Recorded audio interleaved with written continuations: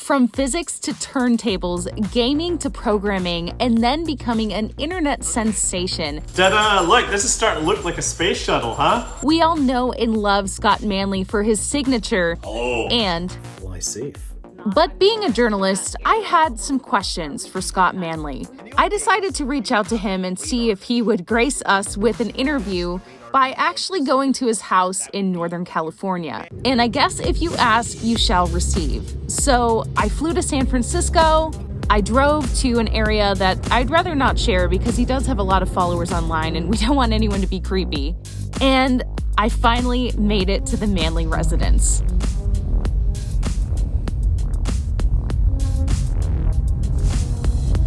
So I'm at Scott Manley's house, and I have my journal of questions. 5, 4, 3, 2, 1, 0. So we're in Scott Manley's studio. Oh, studio. This is like organized chaos in here. Let's close the door so you can get a full appreciation for the fact that this is actually still larger than most space capsules, but has a lot more stuff laying around. It looks bigger in the videos. Yeah, you know, that's because I use a wide-angle lens. Yeah. It's magic. It is. But yeah, I mean, you know, like, this is the set. Wow. And that's the computers that do everything, and Lego models and art. It's absolutely, yeah, it's better than the place I used to have, where it was just a little corner and a nook.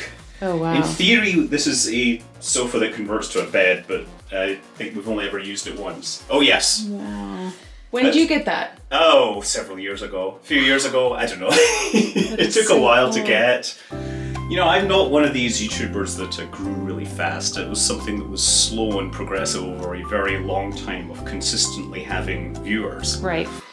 But yeah, you know, over that time, I've gone from being video game person into space person. Yeah, I mean, here's Jebediah Kerman, of course, very important to who I am. Let's say, Jebediah, always smiling, always happy, except when things are exploding. But even then, he's just he's still in his heart a rocket person, steely-eyed missile man. Wow. What is your favorite little toy? Well, I mean, my favorite one is the Saturn V Lego model. I wouldn't call that a toy. Did you make it? Oh, yeah. So that's a standard Lego kit, right?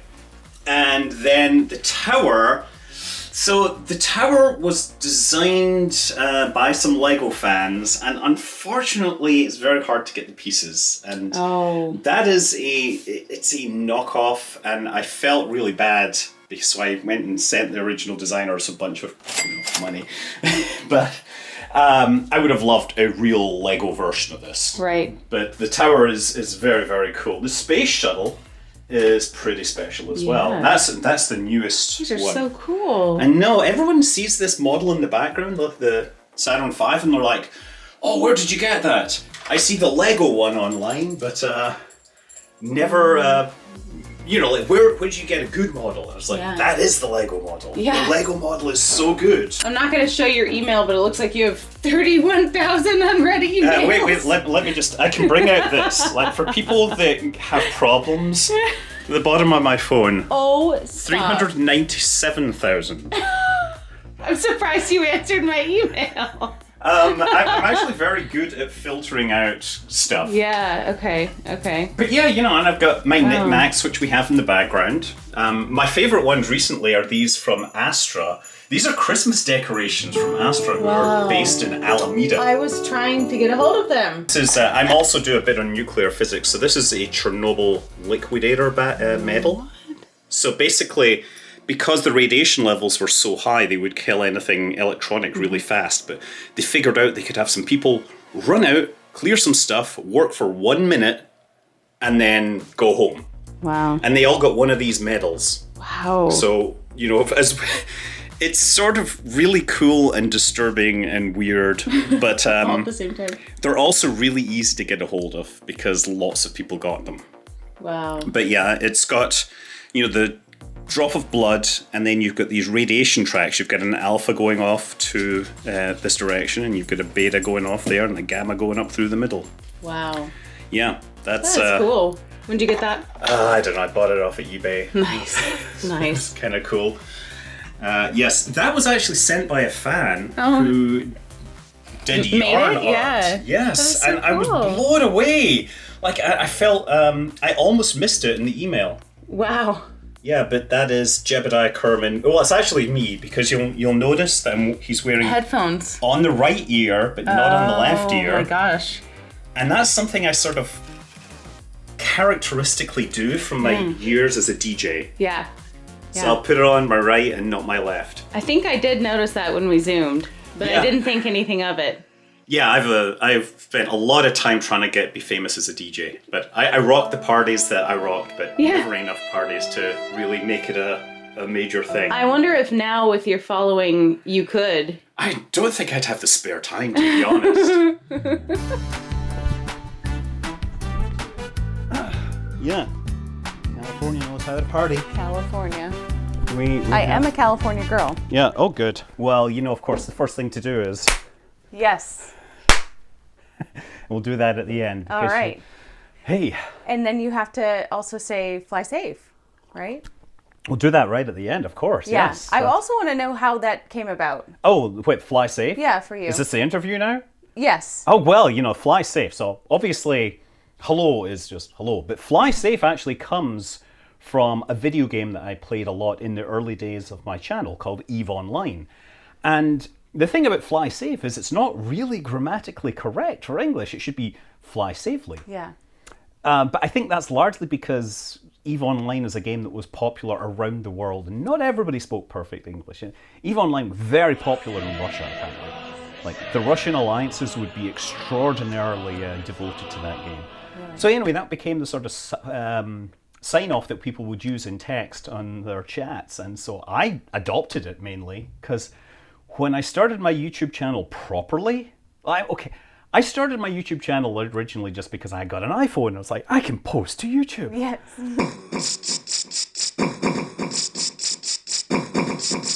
Here's my daughter walking up with the stairs with sunglasses. Isn't she so cute? At some point, I was playing EVE Online, and I thought, what would be cool? I could have a picture of a video of my 4-year-old daughter playing this game that people think is too complicated for PhDs.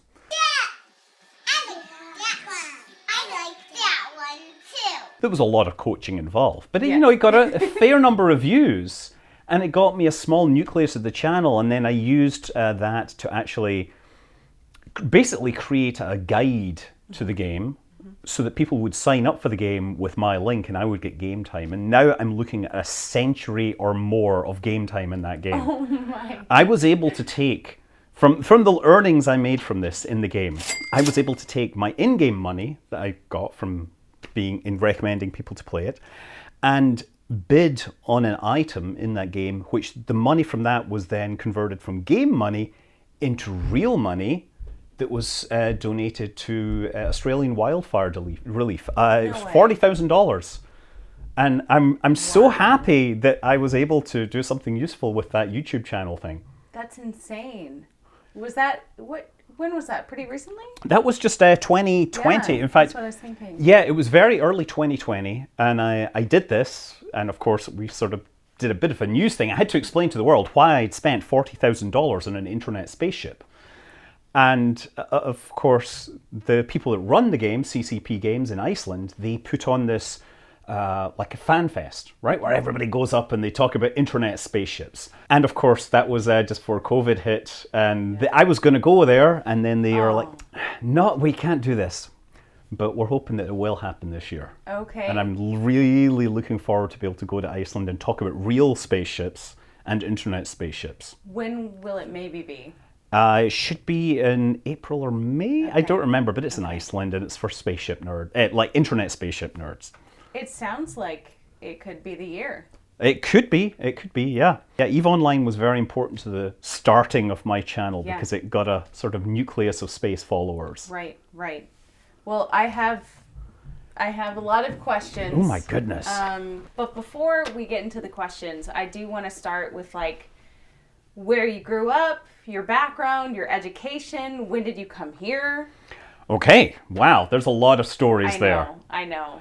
I mean, yes, so I grew up, I was born in Scotland, on the west coast, best coast, so I'm still on the west coast. A little place called Troon, which is very famous for golf. Okay. I hate golf as a result.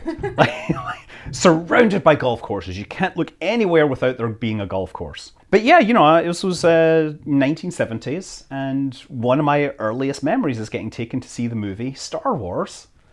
And my dad was a bit of a sci-fi fan, and so, I was just permanently surrounded by science fiction and would look at the stars and, think about what I could do. So as a child, of course, I wanted to be Luke Skywalker. Yeah. And then, as I sort of learned more about space, I realized that's just a story. I want to be an astronaut. Okay. And you know what? There's not many Scottish astronauts because there's no Scottish space program. So I, at some point, set my sights a little lower. I want to study astronomy, and so I did. I went through school. Not the easiest of times of school, but I did I did come out of it with good grades and went to the University of Glasgow, where I studied physics and astronomy. And the thing is, at that point, I was working summer jobs, and I very much realized that, boy, academia is so much more my thing. Like, I don't want to go out and do this real world job thing. Oh. So after I completed my bachelor's, I went and did a master's. I was like, great, I can stay doing this. And I studied computational physics and, basically got some actual computer skills. And I managed to then stay in academia by going into a PhD in Northern Ireland in astronomy and physics at Armagh Observatory. And that's where I really began to experiment with, a lot of science ideas. So I was supposed to be studying small bodies, asteroids, comets. And I really, really got fascinated by the asteroid impact hazard. But somewhere along the line, I guess I was decent at writing code and decent at talking about space with other people. Not very good at actually writing papers or thesis. And like 5 years into a 3-year PhD, it was very clear that I wasn't on my path. Interesting. And then, so there's the other side of me that came along. My dad was really into astronomy and space and stuff, but he was also really into music. What did he do? He was an engineer. Okay. An old style mechanical, design engineer. And he taught me a lot of stuff about drawing, technical drawing, like actual, before CAD came along, on paper, drafting, I think they call it here. And, I won the prize for drafting in my school. Same year as I won the prize for home economics. So that was sewing and cooking. I know. But yeah, he did that. And so I was always, again, surrounded by a lot of these ideas. But yeah, he was really into music, and I'd been raised to learn and think about music and love music. And I was sort of obsessive music collector. And I guess one night, I'd be on the internet talking with people about music. And one night, while I was not entirely sober, I wrote some software so I could stream MP3 radio to other people on the internet. And, it was like a tiny unknown chat channel. But, I managed to run this little radio station, and I sort of released the code, but not really. And somehow along the lines, somebody in the US found out, and they were like, okay, we'd like you to come and work for us. And I was like, sure, 5 years in my 3-year PhD, this is the time for me to actually do a real job that I think I can actually do. And that's how I came to the US. Wow. So that was 99 and then 2000, and I've stayed here ever since. Wow. And have you always been here? I've always been in the Bay Area, Okay. yes. So I came over to work for a music company called MyPlay, which did cloud storage of music, which this was in 1999, where people still had modems. The idea of having your stuff in the cloud was maybe a bit ahead of its time. Yeah. Also worked at Napster. Okay. It was the last engineer they hired. Wow. That was an interesting time, and did a little sideways into InfoSec because I was always on the sort of into computer security. And then from there, I eventually went through a bunch of companies and ended up acquired at my current job, where I work on AI and machine learning. But before all that, of course, YouTube beckoned. Yes. So what year would you say YouTube? So yeah, the year I know when YouTube 2008. No. No, well, YouTube came out 2005, and the funny thing is, at that same time, I was working at a different company that wanted to do internet video, and my first experience with YouTube was uploading content to YouTube and figuring out what YouTube was doing so I could do it better on mine. Okay. So my first YouTube account is long gone. But when I got the iPhone and I started uploading, that's the same account that I use. Right. So the very first videos are like the mural in the park, in Maxwell Park in Oakland. They just completed this thing. And frankly, I've not really felt the need to diversify. I'm just, you get me, right? Mm-hmm. And me is a lot of different things. There's a bit of family videos, a bit of DJ, and a whole lot of science and games. Yeah. But my YouTube channel really got proper attention, I think it was 2010. Okay. I took a bit of research from my astronomy and had created this really cool animated map of the solar system showing the discovery of asteroids. And so you could see where they were when they were discovered because you'd see a little flash of light. Mm-hmm. And this made some really cool patterns. You know, you could see that we mostly discovered asteroids looking away from the sun. Mm-hmm. And you could see, sometimes you would see a burst in one direction because it lined up with Jupiter because people were looking for moons near Jupiter and they found these asteroids instead. So that video, it got huge. It got on like Slashdot and it got 1 million views and I was super hyped and super excited. Wow. And I never made any money off of that, of course. Oh no. So the funny thing was, I uploaded that video and I shared it with some buddies and then they shared it with some buddies. And it wasn't finished. There was no music on it. So when it started to get really big, I was like, okay, I'm going to put some music on it. And YouTube had this thing where you could just like select a piece of music and put it over the top. And I chose a track by a band called Triphonic, who I knew sort of locally. They were producers that were in the Bay Area. And that was it. And I think they've got, you know, all the proceeds from it, and they deserve it because they make great music. How long did it take you to make that video? Oh, wow. The animation? The software actually took sort of on and off for years to develop. And the hard part was actually collecting all the data. Mm-hmm. The hardest part was figuring out where an asteroid was when it was discovered, because we didn't have actual discovery dates for most of them. What we did have was their provisional names, which would include a year and a 2-week window in where they could have been discovered. Okay. So for those ones I could make a guess. For other ones we had the exact date and time. Like Ceres, we know was discovered like on January 1st, on 1801, I think. Wow. That's crazy that you came here for music even though your education was astronomy and physics. But I had, you know, so one of the things I like to point out is that any educational background in hard sciences is very useful if you're wanting to do computer programming. And there's a lot of demand for computer programming. I see a lot of people in my day job who they studied chemistry and now they're doing computer programming. Wow. Because that's where there's a demand and it's not that hard. If you're going to do real science these days, you're probably going to be doing data manipulation and software, and so you're going to pick up those skills. I was always a hardcore computer nerd, though. Yeah. Always. When you came here, did you have a renewed interest in trying to become an astronaut? You know, boy. No, it sort of stayed by the wayside until I suddenly became a US citizen, which took a while because it's not an easy system to navigate. What year?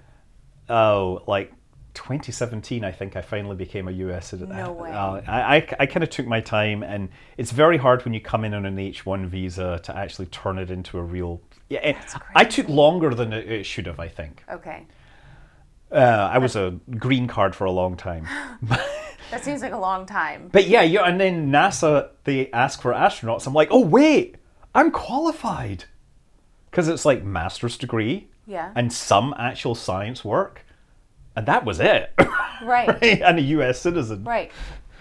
And so I was like, well, I have to do it because I would regret not doing it. So did you try? Oh yeah, totally. And no. I totally failed out in terms of not being nearly as good as the amazing people they selected. Wow. Well, everyone they picked, they all have pilot training, and believe it or not, I don't actually have any pilot's license.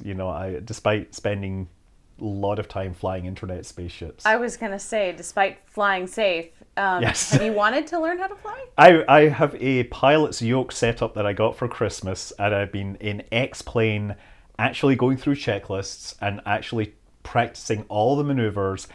And the airfield nearest me, they have a nice list of people that train, and every single one of their websites is broken. Oh, no. So I'm going to have to go a little further afield. I'm going to find somebody now, but I'm this close, to Wow. actually starting to do it properly. The thing that really, there's this funny moment where a few years ago, they tweeted, it's like, I just got my private pilot's license, thanks to Chuck Yeager, Buzz Aldrin, and Scott. Two of these things are not like me. God. Yeah, it's like I felt embarrassed. Wow. I have to actually do this now. Yeah. So yeah, it's taken me a while. That will be so cool. I will. Is that something in the near term? I think honestly by the summer I could be totally legal and legit. Wow. Oh yeah, I read an article recently that there's an astronaut shortage. That's an interesting thing because they just actually selected 10 astronauts. And this is true. What's been happening is during the shuttle program, there was a lot of astronauts, right? Because they were able to fly up to 7 people with every flight. And the more the shuttle flew, the more value for money they got from it. But now the last 10 years, they've only been able to fly on Soyuz, and a lot of astronauts sort of have left. They've retired early because their chance of flying was much lower. There was other offers out there. And so I think now that we've got Crew Dragon flying, and we're hopefully going to get Starliner flying, and we've got SLS, there's now going to be a bigger demand for astronauts. And I think NASA is going to find that. But I don't think they're going to run out of volunteers by any mean. It takes 2 years or so to go through basic astronaut candidate training and become qualified to fly. Right. But on the other hand, depending upon what you're doing, if you look at Inspiration 4, they went through a fairly solid amount of training for that, and they were flying in 6 months. Right. So I don't think that they will have any lack of people that want to fly, and I don't think they will have any lack of candidates who can, rise to the occasion. Right. And I'm here if you need me. Yeah. It's interesting. I'm reading a book called Packing for Mars by Mary Roach. She's a fabulous author. It's great. And it really just highlights that, being an astronaut is not glamorous at all, really, the actual work, right? And the travel. I mean, it seems very scary and it's a lot of reading. And But you're doing stuff that nobody else does. Right. And I think, you just have to be comfortable and excited you appreciate the benefits that you have, right? Yeah, there's a lot of deep technical stuff, and there's astronauts who have never been to space. Just they were qualified, and then the flight scheduling didn't work out. Deke Slayton famously, he was in the Apollo, he was in the Mercury 7, right? Mm-hmm. And then he had a heart problem or something they identified, and instead of kicking him out, the way they worked with that was he became head of the astronaut office. Wow. He basically became the spokesperson for those astronauts. And he maintained this position through Gemini and into Apollo. And finally, his medical clearance came through, and he assigned himself to the Apollo Soyuz test project. So he did fly. Wow. But you can be an astronaut and not necessarily fly, but you will still have a lot of the necessary skills and understanding. Right. I guess I'm thinking about she points out the motion sickness. Oh yeah. I mean, just all these things that I hadn't thought about. What happens if you throw up, and how does that? Oh my goodness. I mean, good book. No, I've heard of astronauts who flew once and then didn't fly again, and they had extreme motion sickness. Yeah. That's just. I mean, I've almost witnessed this sitting next to an astronaut who will remain nameless in a planetarium, and them closing their eyes because of motion sickness. Really? Wow. Yeah, there is that, and then there's just the awfully unglamorous problem with toilets in space. Yes. Those are. I've gone into this many times about the Apollo bag situation and how the space shuttle's toilet was specified to be an essential part of the flight apparatus, meaning if it failed, they had to come home as quickly as possible. Because the alternative option was the Apollo bags, which were considered so disgusting, nobody wanted to be doing the whole mission with them. Should we get started on these many questions? Wait, we're not even started? No. Good Lord. I know. So you can answer these, however thoroughly you'd like to. And a lot of these came from my audience. So I said, hey, I'm going to be interviewing Scott. I'm not going to say they're all great questions, but I think a lot of them are interesting. I've been answering a lot of questions lately, for sure. Well, people, want your knowledge. So we already actually did one of them. The second one was let's talk education, career background, and YouTube evolution. So we kind of checked that one off. Yeah, well, there's one part of the YouTube evolution we missed, and that was after the asteroid video and the EVE Online videos. Some Kerbal Space Program came along, and I was sort of uniquely positioned as knowing enough orbital mechanics to actually play and explain the game. Hello, it's Scott Manley here, and today I want to take a quick look at what I think are the best mods for Kerbal Space Program. Do people think you're a rocket scientist? Yes, literally. I had that comment on a video today. Like somebody says, I was talking about black holes and I kind of had a hard time explaining a particular concept, and somebody made a comment. It's like, never ask a rocket scientist to explain an astronomical thing. It's like, let me tell you, that's what my multiple degrees are in. Right? Oh my gosh. So no, and this is the funny thing is, I'm not a rocket scientist. Yeah. I totally have. I think my advantage is that I've come in and had to learn it to not sound like an idiot, but I've learned it from a point of view who's somebody who knew just enough engineering and just enough science to be able to put the pieces together and maybe get some sort of aspect of the understanding that people that work in it maybe don't have, right. Or maybe some other one. Not that I understand it better than them, but I might get a better handle on how to explain it. Because I don't like to do anything where I don't have an extra level of explanation. You ask a question, you give an answer, the response is why. You keep asking why until you don't know. Has it ever made you want to become a rocket scientist? It's made me want to build stuff, for sure, but I don't have the time for that, and I don't want to work at any of the rocket or space companies now because I'm sort of in a decent position in my current day job, but also as soon as you pick one of these companies, everything you say is tainted by that, right? So I'm in this organization that's outside of this, right? And I can make speculations, I can make informed ideas, and I can maybe call them on a few mistakes and not feel bad about it. And speak freely about it. Yeah, but I'm a very positive person. I don't like to knock people down. I like to just talk and not be encumbered by any commitments. Are people surprised that you haven't, I'm sure most people aren't if they're understanding, but haven't given up your day job, because you could go full-time YouTube. I could, but then I'd probably be having sponsorships and stuff and talking about Raid, Shadow, Legion. Yeah, I don't know. Yeah, and you told me kind of why, it's good to have a backup plan, and, all these kids today want to be TikTokers and YouTubers and... Yeah, I think it's good to have backup plans, yeah. As I said, I encourage that for everyone, to have skills that can adapt to many possible outcomes. Right. And yeah, it's great if you can make it successful as an influencer, sure. But if you still have that degree in engineering, great, do that as well. Right.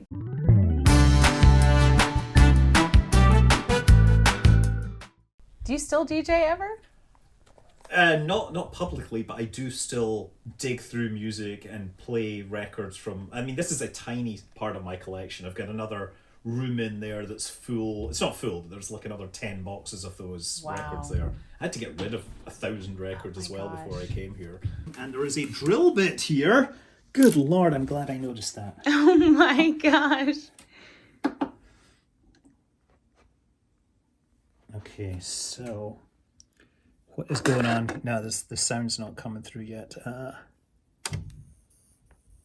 Okay, now I need to find it in here.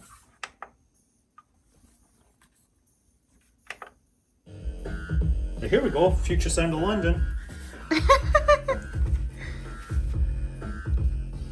And so this is from a video game from 1997. And it had a lot of really cool soundtrack stuff on it. Daft Punk and Chemical Brothers, Future Sound of London. But yeah, that is, it says a lot of who I am. I have like all of the Beatles here, but I don't tend to mix with that.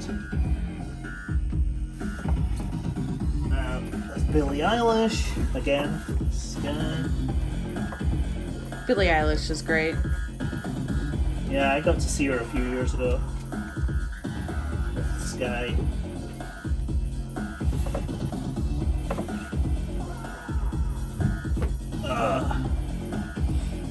I don't know what to pull. No, that's great. Let's talk about Raptor 2 development and utilization and how this would increase Starship capability or change things. Okay. That's a loaded question. That's a lot. Well, I mean, so we've just seen, according to the folks at NASA Spaceflight, we've just seen Raptor 2 engines on the test stand. I've seen some interesting views of the interiors of Raptor 2, but I don't know how much of that I could actually understand and or explain. But yeah, I mean, the main thing is Raptor 2 is an evolution, and it's supposed to generate 235 tons of thrust. It's like an extra 50 tons of thrust. So that the good part of that is it means you need fewer engines, right?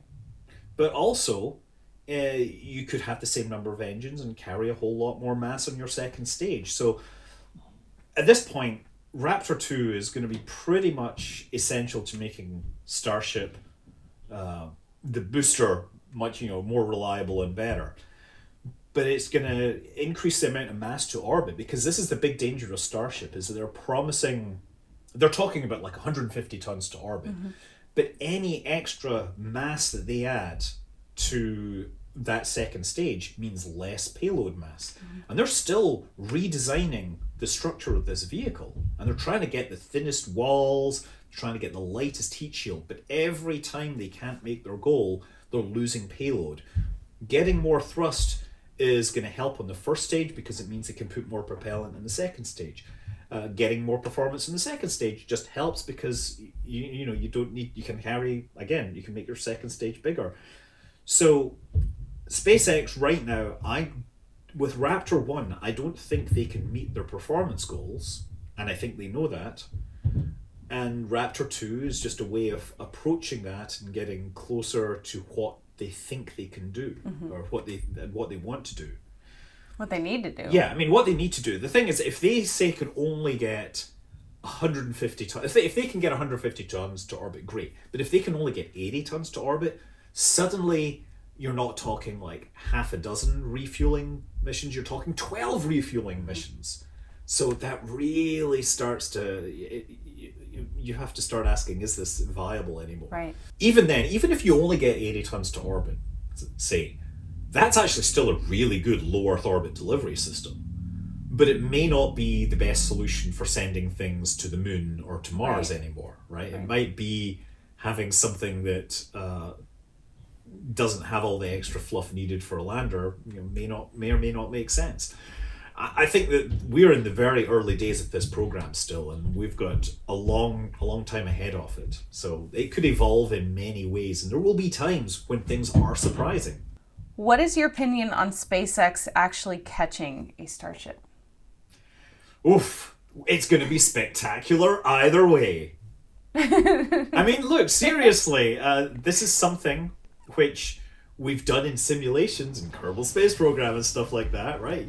Sure, it works on paper, but there's all sorts of things that you find out when you actually put it into production. And it isn't just like landing the Starship now on having to do the belly flop and transition. Sure, they've solved that.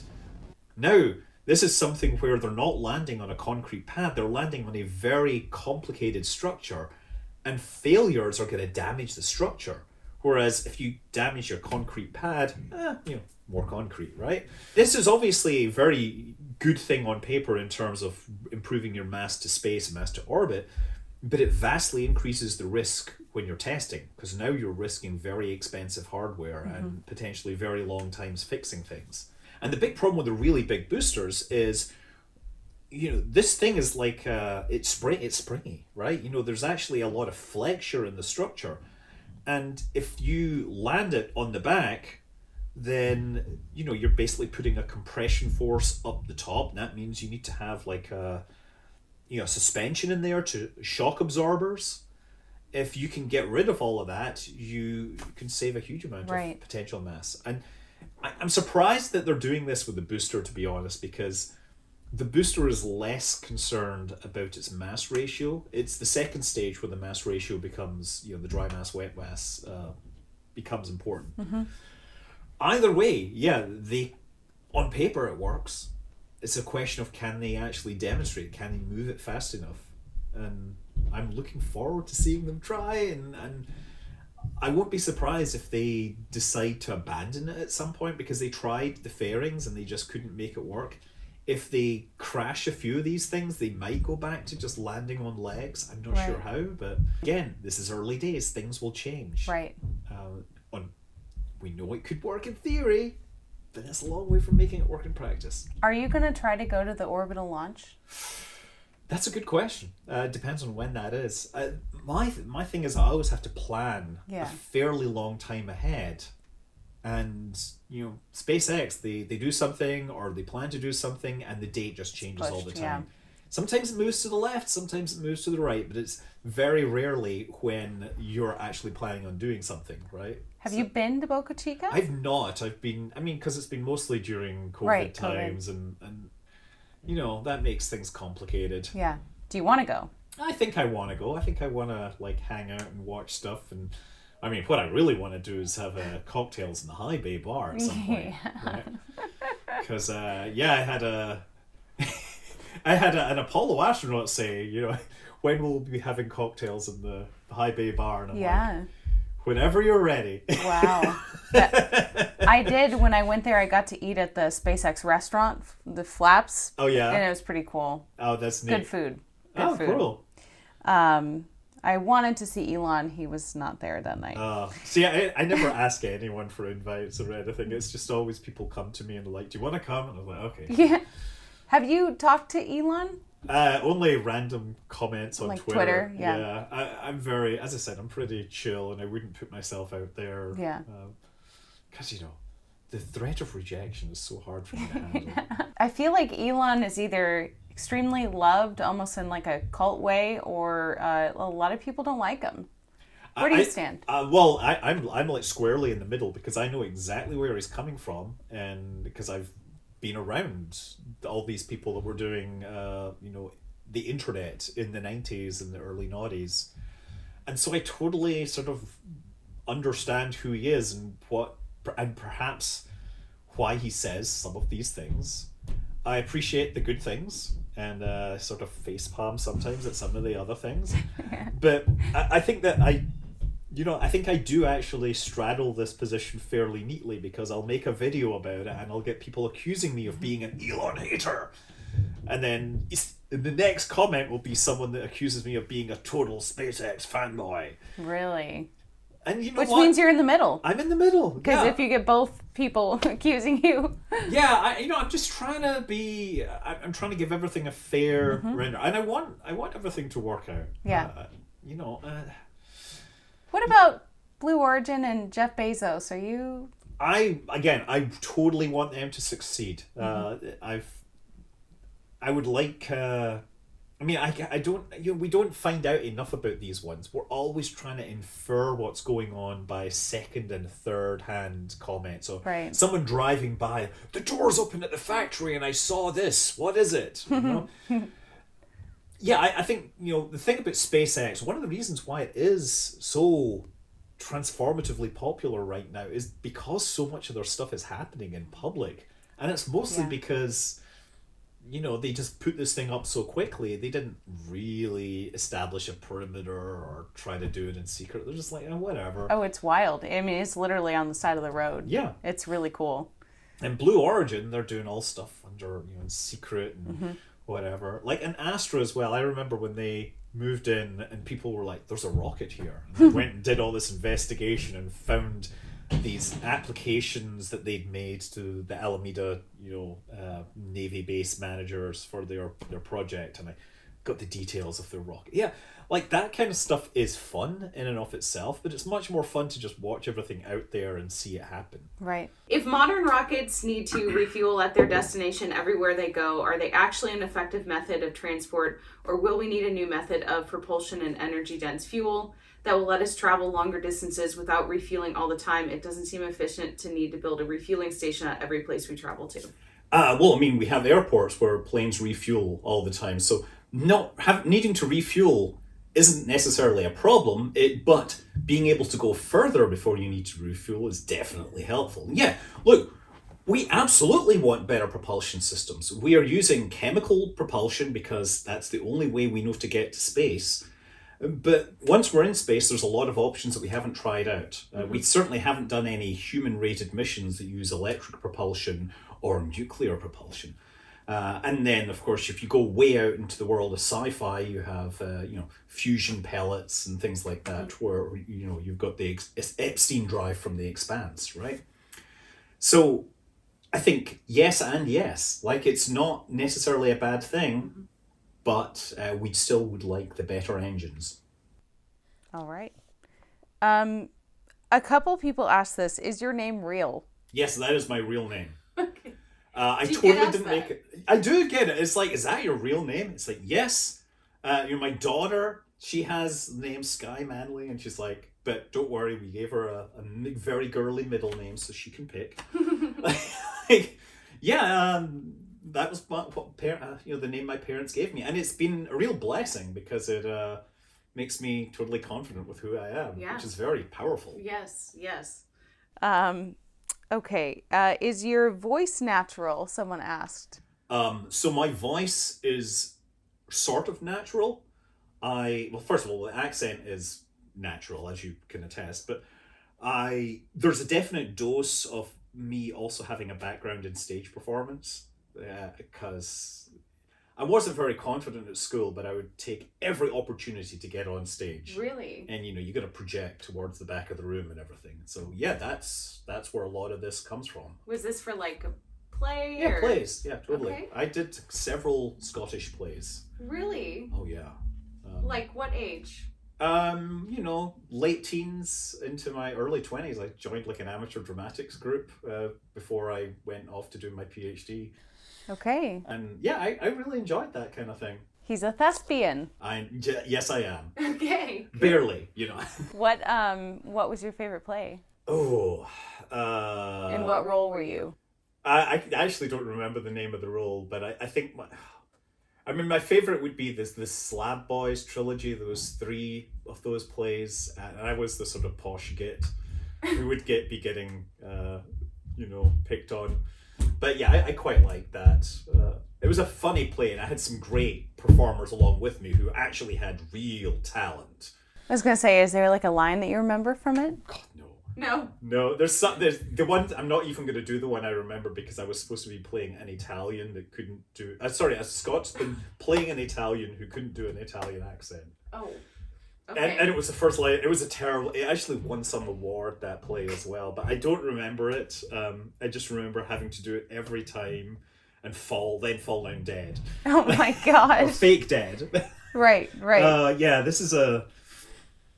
Yeah, you know, I as I said, at school I had a hard time relating to people, and it worked better when I was put in a context where I was understood what I was supposed to be doing. And Why so, do you think you had a hard time relating to people? That's interesting to me. I don't know. You're shy?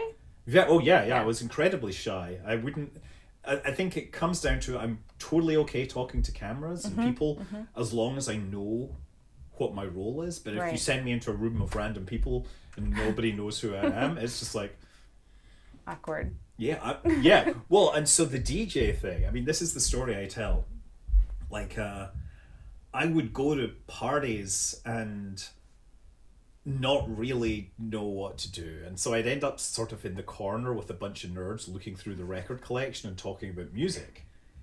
And that eventually turned into standing in the corner of the room playing the music. Wow.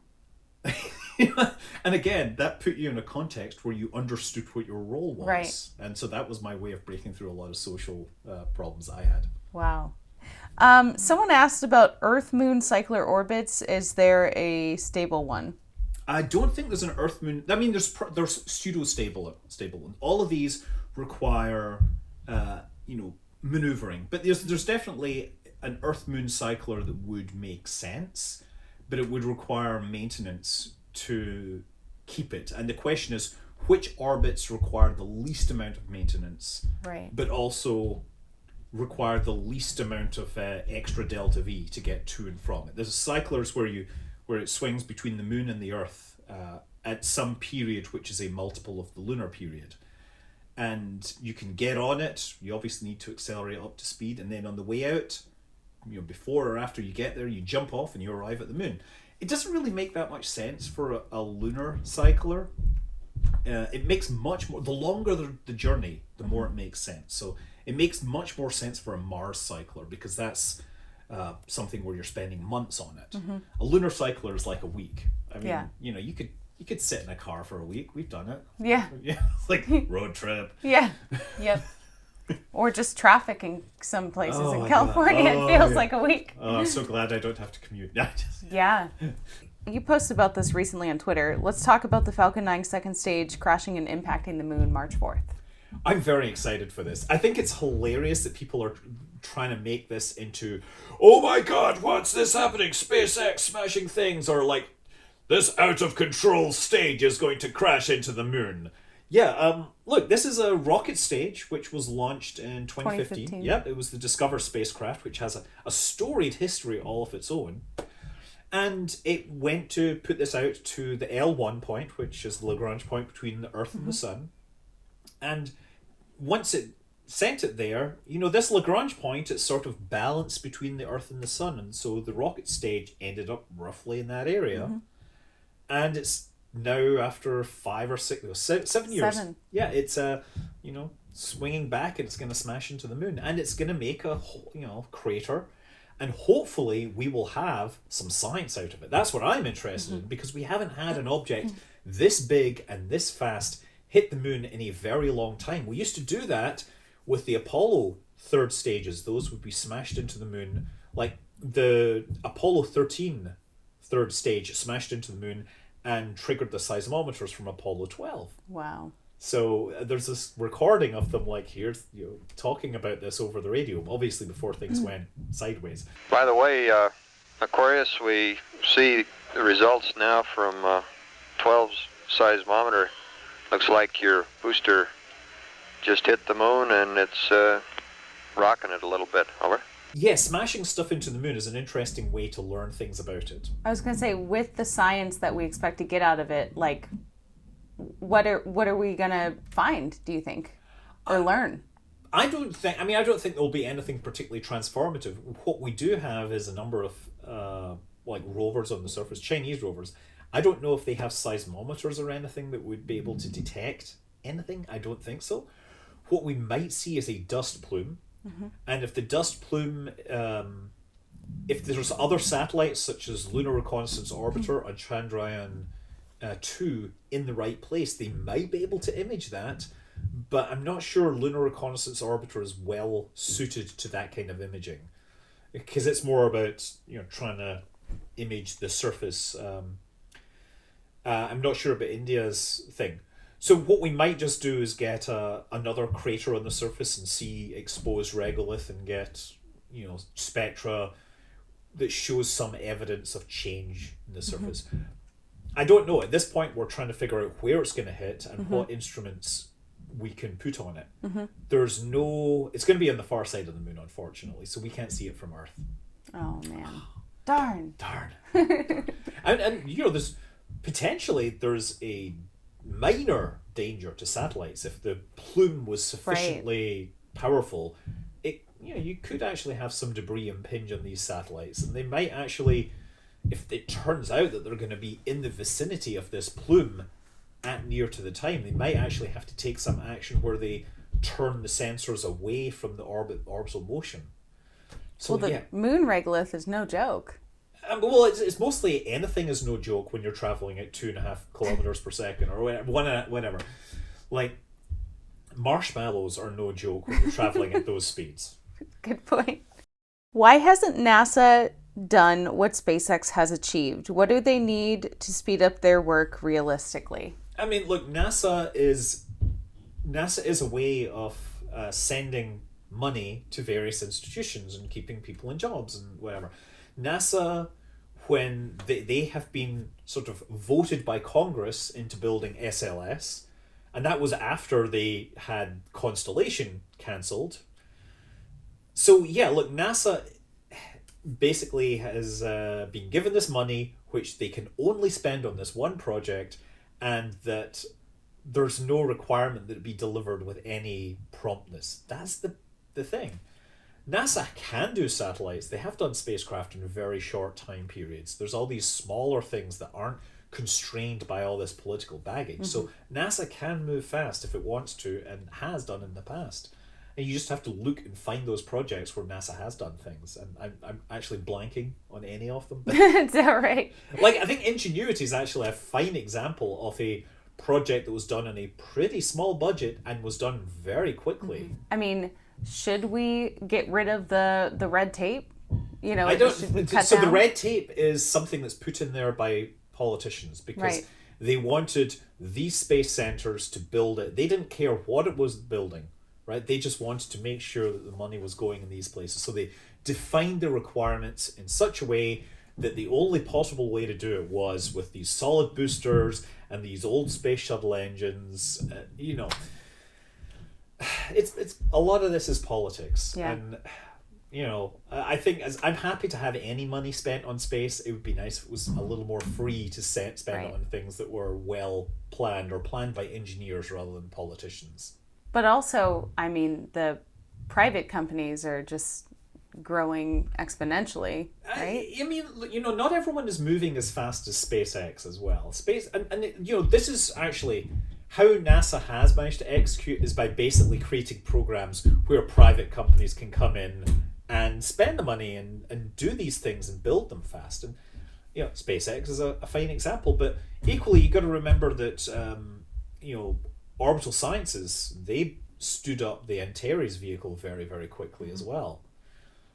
Not as quickly as SpaceX, but they didn't have they had less of a head start, let's say. Right. Yeah, it doesn't have to be owned by NASA to be a NASA project. Right. Whatever. True. No, that's a good answer. When Starship is orbital, do you think the newest heat shields will be efficient? Do Starship tiles have an advantage over the space shuttle? And if so, how much of an advantage, whether time to install, maintain, durability, redundancy? Now, I totally know what you're saying. Okay. Look, the space shuttle had this immensely complex heat shield because it was a very complex shape, and they had to have all these different tile shapes to deal with these little curves in the root of the wing and over the top, and they were also very small sometimes. And so that meant that it took a very long time to check, and if there was one that was the wrong size or what was broken, they needed to find that specific one or even make that specific one. They're trying to get around a lot of these problems with changes to the heat shield design. First of all, they're using much bigger tiles. Mm-hmm. The other thing they're doing is they're securing them with pins in the back so that they clip them on just by pushing them on in theory, and then they're supposed to remain stuck. I think they have to drill them out to actually take them off.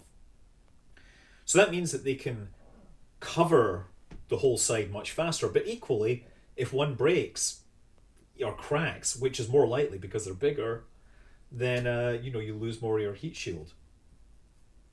In SpaceX, it's not just these tiles. You've got this layer of this mineral fabric underneath, this sort of foam that is, or not so much a foam, but it's more like a insulating layer that's just as important. That's going to arrest, airflows behind it. So can they solve this problem? They have to solve this problem, right? That's basically the answer. Yeah.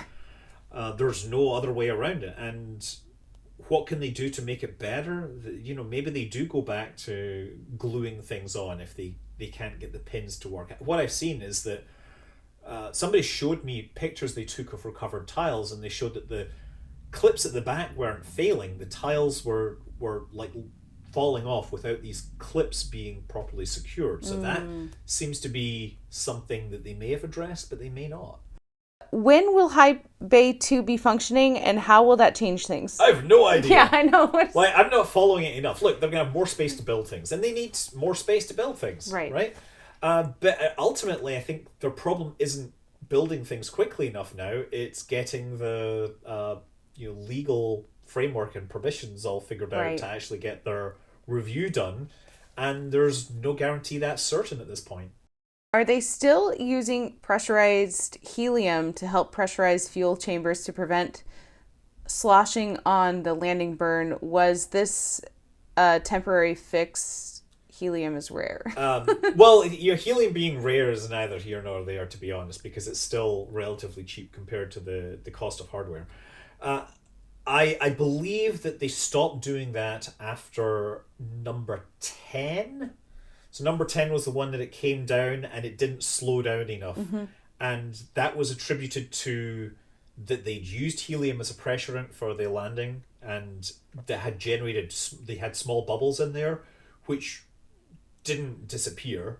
So they didn't get enough mass flow through. So when they commanded more throttle, they never got it. So I think they're going back to... I think they've solved their problems with autogenous pressurization. That's what I would imagine, because they've successfully landed. Mm-hmm. I mean, they're talking... When I saw the interview with Elon, he's very specifically talking about using ullage gas for reaction control thrusters. So helium is great for certain applications because it's the lightest gas you can get and has boils at very low temperatures. But it's not used... If you can eliminate it, you're not going to get it on Mars. That's the thing. Mm-hmm. On the Earth, we get it because it's trapped in with other gases. Because helium is produced by alpha decay of radioactive elements, and then that percolates up and gets trapped inside oil layers, and so it's a sort of side effect of gas extraction.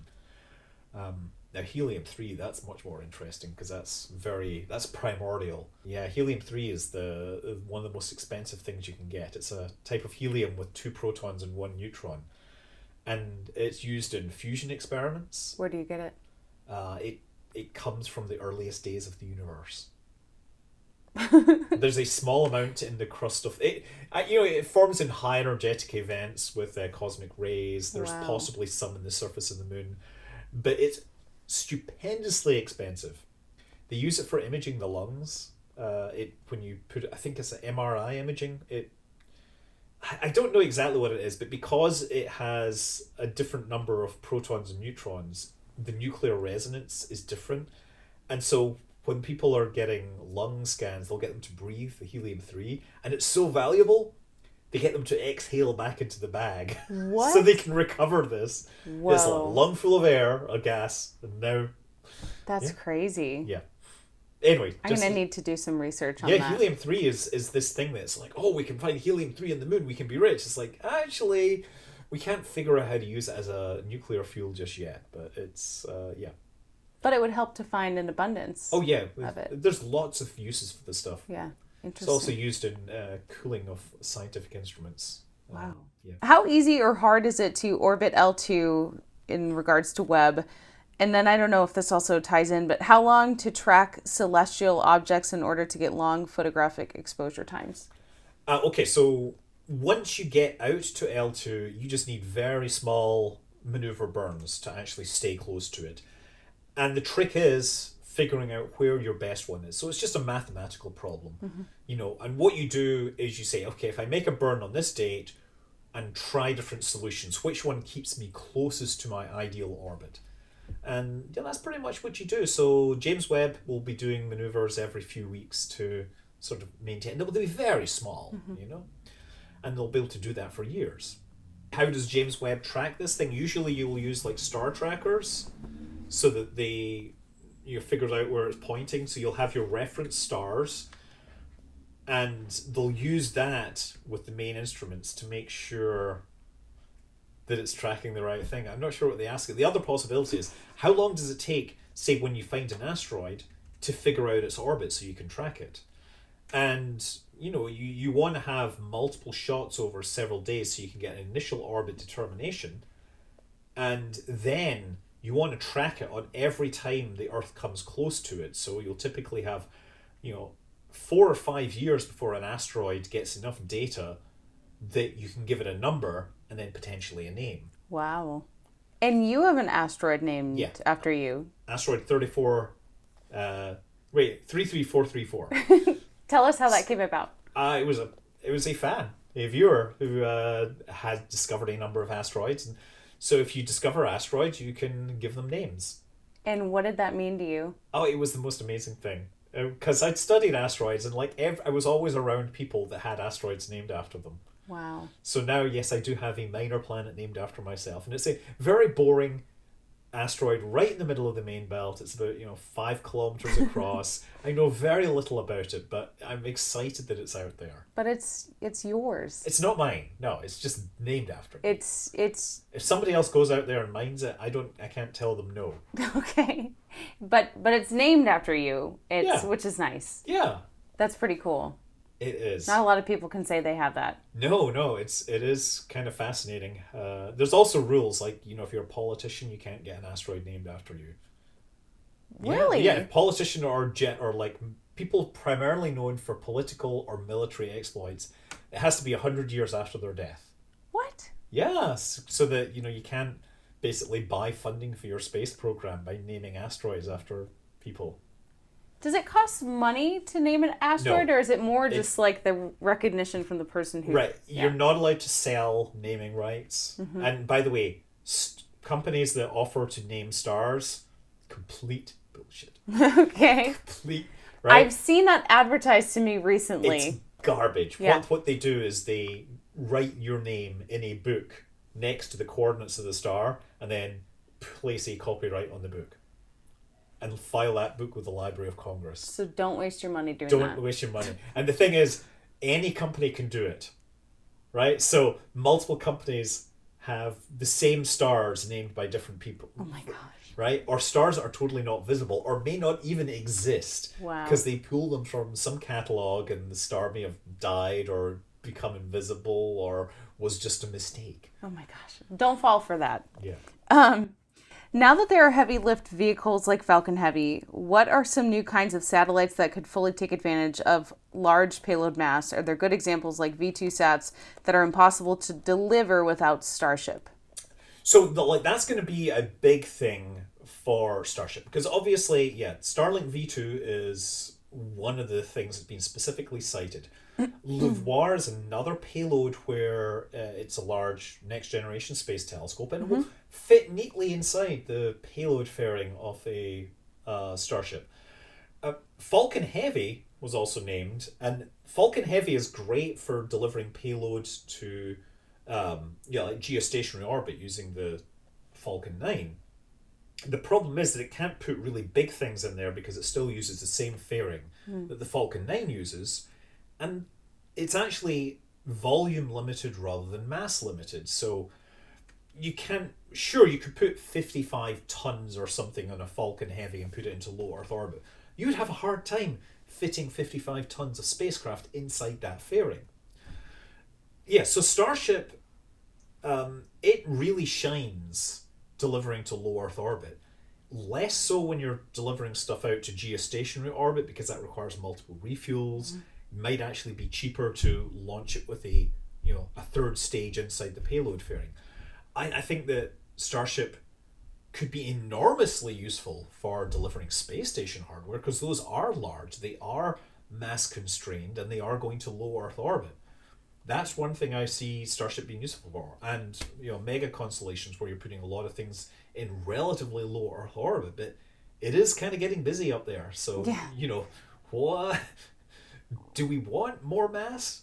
I don't know. Yeah. I think basically things that are going into deep space won't necessarily benefit from Starship, at least not for years to come, because they would need to be designed with that in mind, you know, and it takes there's a long lead time on these things. Right. You know, between defining the requirements and figuring out how to fulfill them and finally delivering on them. Is it just like mind-blowing to see the development of Starship? It's mind-blowing to see the whole thing out in the open happening so fast. Yeah. There's always been so much to talk about. Like, even the most minor things, you know, changes to the weld patterns. It's like, oh, that's why that tank was failing. And I don't know enough about welding, but there's always somebody out there that does, right? There's always someone that's an expert that knows a bit more and can explain what's going on. I just think it's fabulous to see an aerospace program that is executed like a software program. And I say that in a sort of pejorative way, in that as a software developer, frequently we'll be just like, let's build something quickly and get it out there and work. And you can't generally do that in aerospace because you have to build hardware. Right. That's why you have all these like tests and, you know, review meetings. And SpaceX down Boca Chica, they're just like, let's just build it, and if it explodes, that's great. Well, you know, more data. And cool videos. Cool videos. Wow. I mean, yes. Are we unique and are we alone? Will Webb answer this? It would be amazing. See, the thing is, I don't think Webb could ever answer that we are alone in the universe, but it might answer the opposite, right? You know, you can never say we are truly alone in the universe because there's always a chance that it's hiding somewhere. So maybe Webb will give us some clues. Maybe it will see evidence of planetary atmosphere, exoplanet atmospheres, which have biosignatures. Something made a beep. Much, much, much later. Did your interest in space journalism arise after Kerbal Space Program or before? It sounds like it was before. Well, I was always interested in space, but here's the thing. Before Kerbal Space Program, before I made videos, I didn't realize how little I knew. Okay. So making Kerbal Space Program videos, it made very clear that I understood the astronomy, I understood the orbital mechanics. I didn't really understand the rockets as much as I thought. Right. And people called me on it. And that in turn, you know, people said, actually you don't quite understand how cryogenic propellants work. And I was like, really? Please tell me more. Interesting. So I then began spending a lot of time reading and making sure before I would say things in my Kerbal videos. Because, you know, you're flying a spaceship, you're going to make a burn, and it's going to take 10 minutes. So you're just like, okay, I need to fill airtime. Let me tell you about this story. And then you sort of get the edit and you're like, I should probably Google that just to make sure that I wasn't just making stuff up. Because I feel like people look to you to educate themselves about this, but Right. you had to educate yourself, so was it mostly books? It was mostly the internet. Okay. Like, so there's one book that I got this book as a kid called, well, it's my dad's book called The Illustrated Encyclopedia of Space Technology. And it turns out that was incredibly important to my life. Like, I went and managed to acquire a copy of it recently. It just is full of stuff from up to the early 80s. Oh, do you have that here? I got it, and I'll show you. Yes, it's amazing. I looked back at it. I bought it because I wanted to look at it and say, well, now that I'm a fully grown up and, you know, I understand this stuff, I'm going to look at this and laugh at how, you know, naive I was for believing. It's like, wow, no, this is really good. Wow. So no wonder I got this far. Yeah.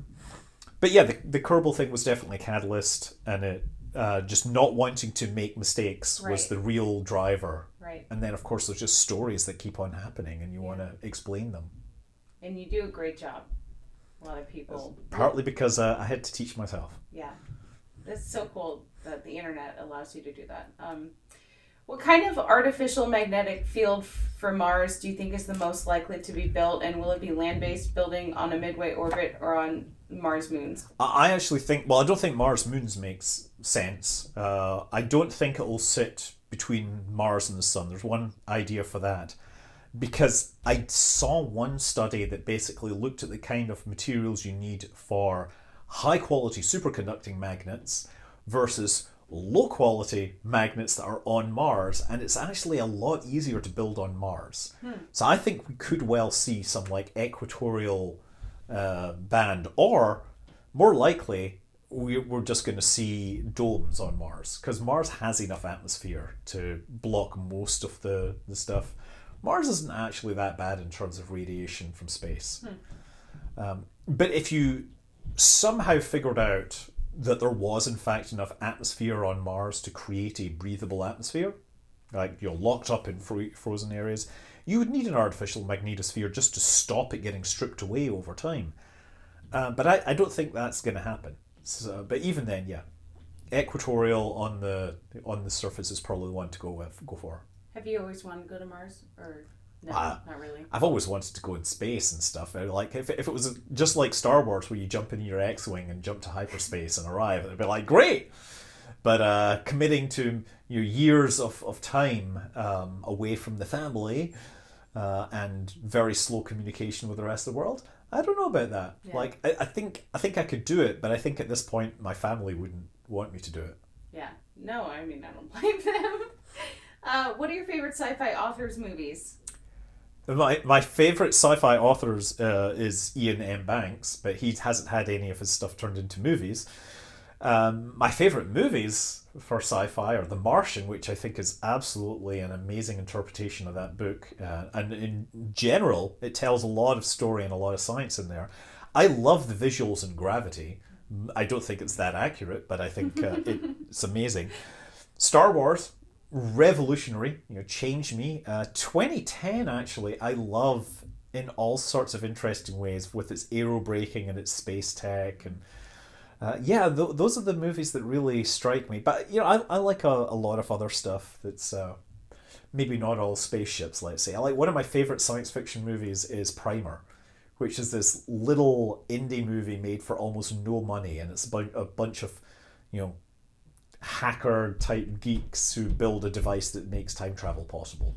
Right, and then it's this totally weird convoluted timeline where people keep traveling in loops. Hey, I want to watch that. Yeah. I have not seen that one.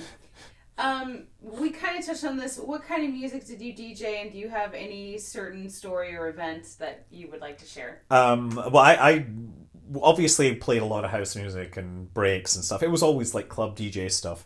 But my sort of most memorable moment was very early on when Sky, my daughter, was like maybe 6 months old. We stopped by a friend's place. Yeah, he would do these parties in at his house up in Healdsburg. And we came the next day because we just wanted to see all our friends. We didn't really think we were going for the party. And they'd sort of all chilled out, and I had some records with me because I thought I'd play. And I start playing some chill out music, and then Amy's like, "Can you hold Sky for a while?" So I put Sky in the baby carrier, and I'm playing the records. And people start getting interested, and like several hours later the party is rocking again, and Sky's just like oh my gosh, that's awesome. Yeah, that was sort of like a great moment. Not just because my daughter was there, but because we turned this event that had sort of basically finished, and it just kicked it back in. And the funny thing was, we were planning to stay, but because the party went wild again, we were like, okay, we have to go home. Oh my gosh, that's wild. So she liked that. Yeah. She has some great taste in music. Yeah, she really does. I'm sort of constantly proud that she'll pull out something that either I know or don't know. Like, I remember a few weeks ago, she's like, "Dad, I found this really cool band. It's called Venetian Snares." I was like, "Really? Let me tell you about John Peel playing Venetian Snares 20 years ago." Oh Boy, my God. Yeah, no, How old is she now? She's 17. Yeah. Oh, wow. Yeah, I know. There's so young in those videos. Oh yeah, no, she started out on my videos when she was like 4. Oh my gosh. Yeah. And you have 2 kids, right? I have 2 kids. Orion, who he's much more into video games, and he makes his own music. Cool. Sky, they're both in Scouts. Sky has been like a patrol leader and like working hard at the Eagle requirements. So. How old's your son? He's 16. Okay, cool. No, wait, no, sorry, he's 15. He's gonna be 16. Close. Yes. Is 6 orbital Raptors better than one with more fuel on Starship?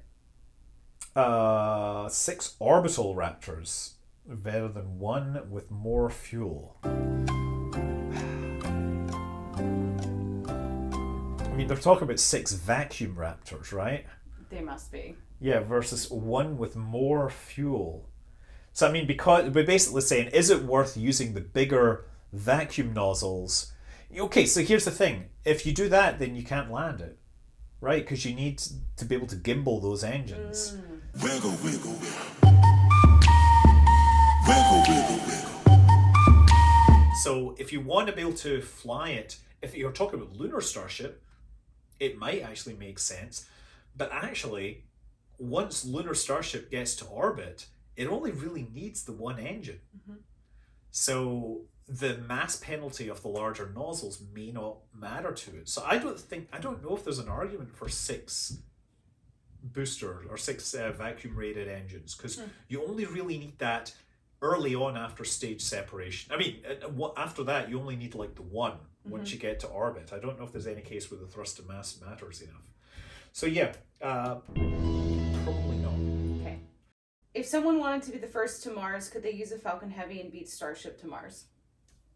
If you put a person on it, they would go insane.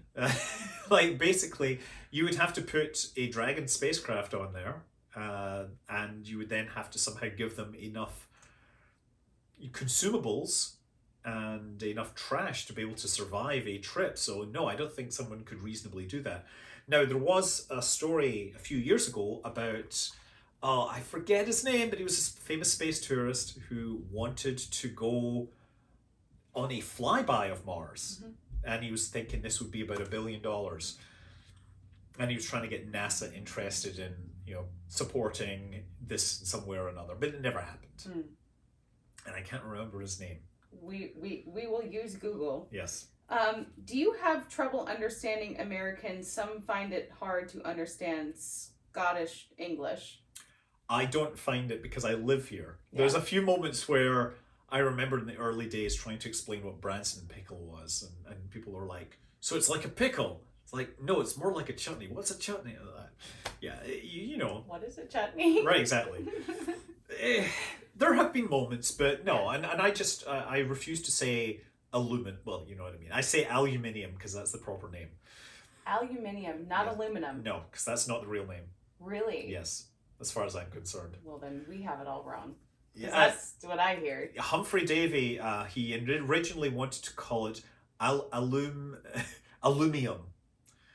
and then he changed it to aluminum, and then changed it finally to aluminium, to be in line with everyone else, and that's what the rest of the world uses. Interesting.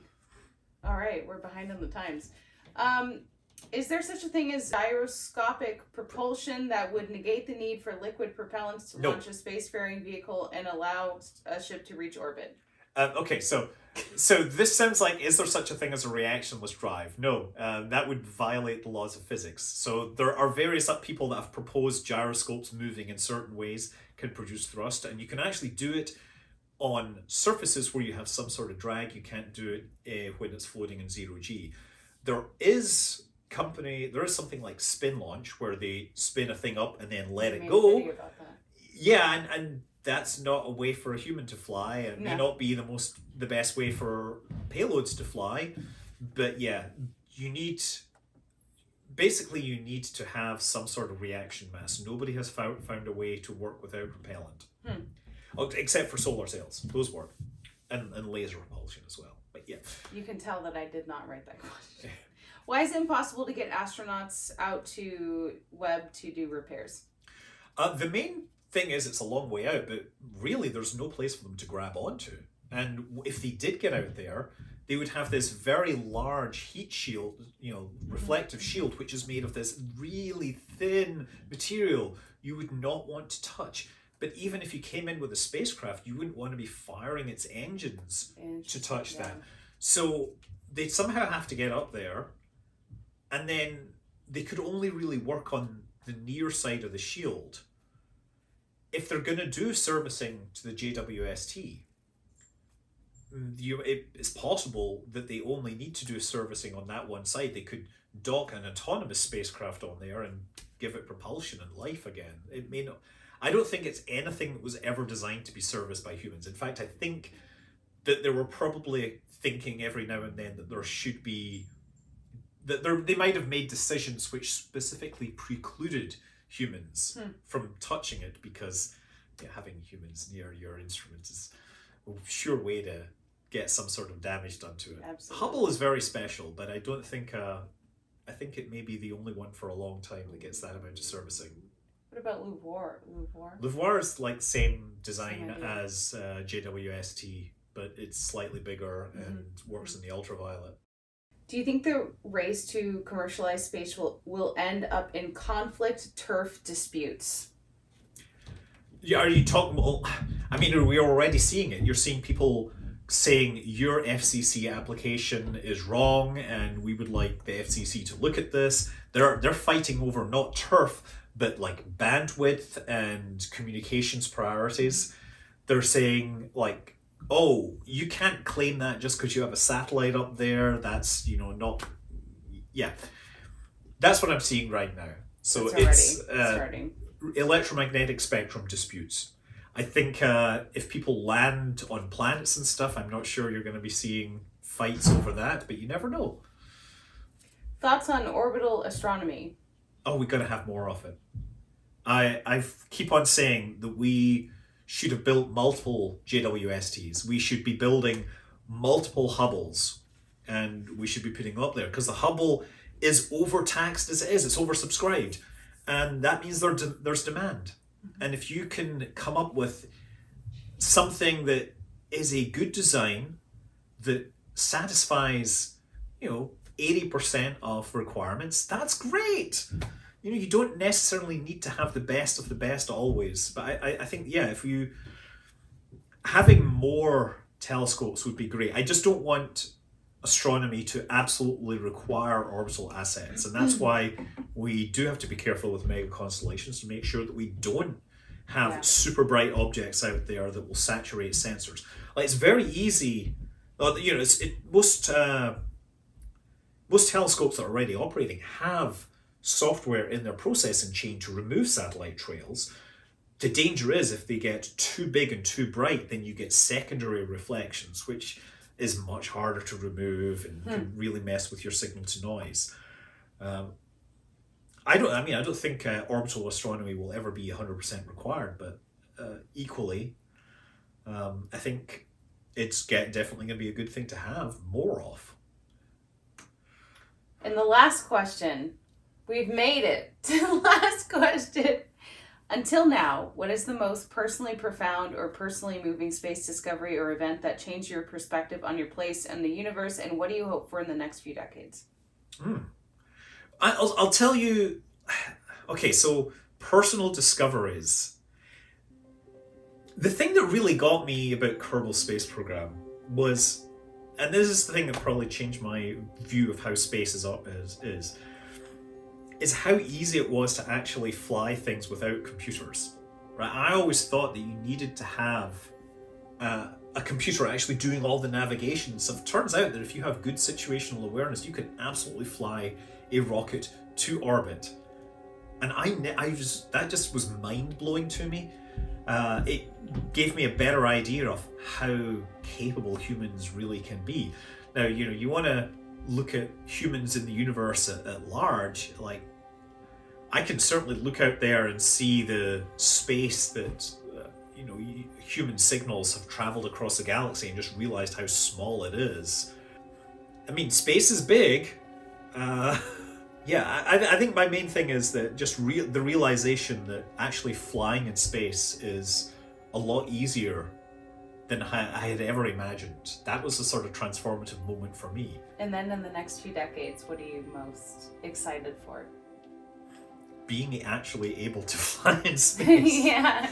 I'm excited for more and more humans being in space at the same time. And we've seen in the last year the numbers suddenly bump up as we broke a record, and then we broke the record again, and then just before Christmas we had like 18 people in space. Now, 19 people in space, and 8 of them were basically tourists. Right. It's crazy. Yeah, and I want that number to just keep on going up over time. Yep. And it will. It will.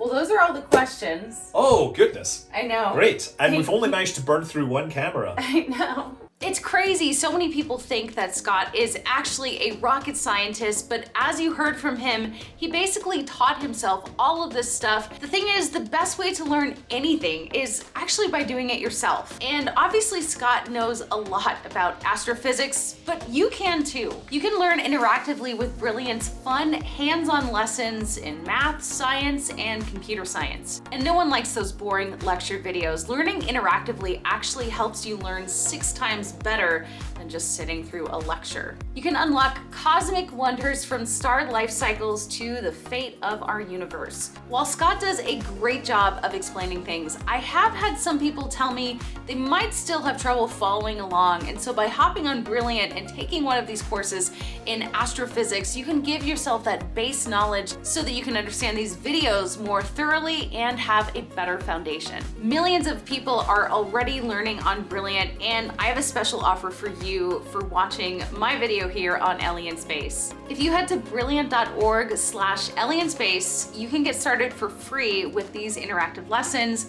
The first 200 listeners will also get a 20% off an annual membership. But wait! There's more! You have a lot of gadgets. I have a lot of gadgets. So yeah, I get given this by a fan. There's 2 things here. What the heck is that? Is there anything else in here? Wait a second. Oh wait, what is? Oh, yeah, no, that one I can't show you. Okay.